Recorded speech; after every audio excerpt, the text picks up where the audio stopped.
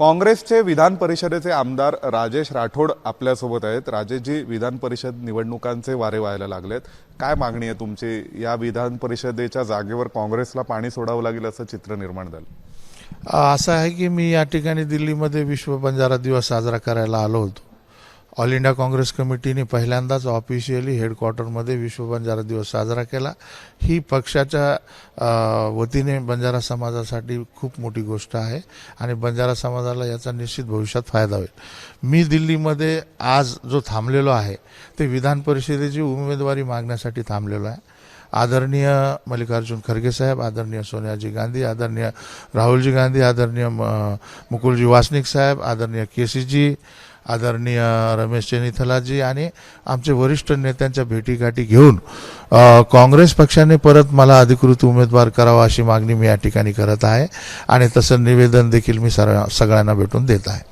Sir, Uddhav ठाकरेंना Vidhan Parishad मिळावी अशी मागणी किंवा असा सूर हा राष्ट्रवादी काँग्रेस शरद पवारांकडून, संजय राऊतांकडून आवळला गेलेला ऑलरेडीच। त्याच्यामुळे अशा परिस्थितीत जर उद्धव ठाकरेंना मिळावी विधान परिषद असं जर त्यांचं म्हणणं असेल तर मग तुम्हाला या विधान परिषदेवरती पाणी सोडण्याशिवाय पर्याय राहत नाहीये।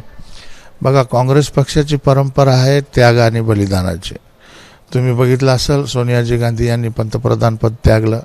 आताच मागच्या राज्यसभेच्या निवडणुकीमध्ये काँग्रेसने आदरणीय शरदचंद्र पवार साहेब यांच्यासाठी राज्यसभेची जागा ही त्यांच्यासाठी मोकळी ठेवली आणि कधी काँग्रेस हे महाविकास आघाडी किंवा एखादं जॉईंट हे करत असताना, UPA हे करत असताना असं आपल्या स्वतःच्या पात्रावर ओढून घेणं अशी संस्कृती काँग्रेसची नाही आहे। पण नैसर्गिकरित्या ही जागा त्यावेळेस काँग्रेसला भेटली होती, त्या ठिकाणी मला त्या ठिकाणी संधी दिली।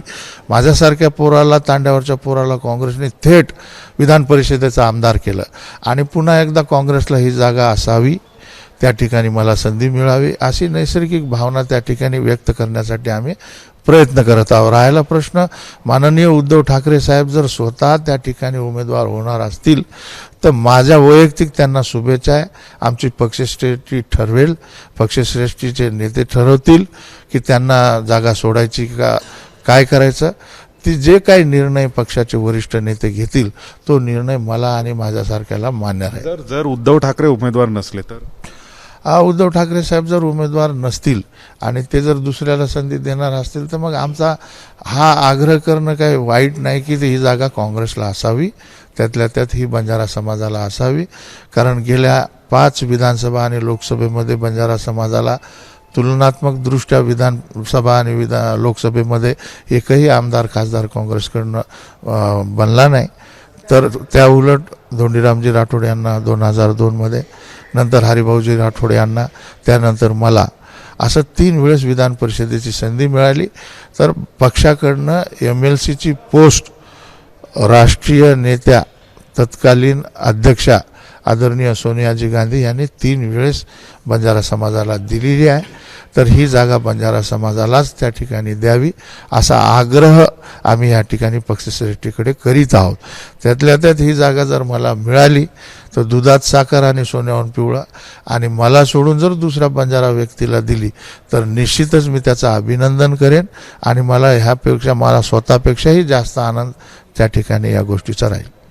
धन्यवाद। तर आपल्या सोबत होते राजेश राठोड, ज्यांनी म्हटलेलं आहे की विधान परिषदेची जागा जर उद्धव ठाकरे स्वतः लढणार नसतील तर ही काँग्रेसला मिळावी, त्यातल्या त्यात बंजारा समाजाच्या नेत्याला मिळावी अशा स्वरूपाचा आग्रह त्यांनी व्यक्त केलेला आहे। व्हिडिओ जर्नलिस्ट विवेक पांडेसह सोमेश कोलगे, ABP माझा, नवी दिल्ली।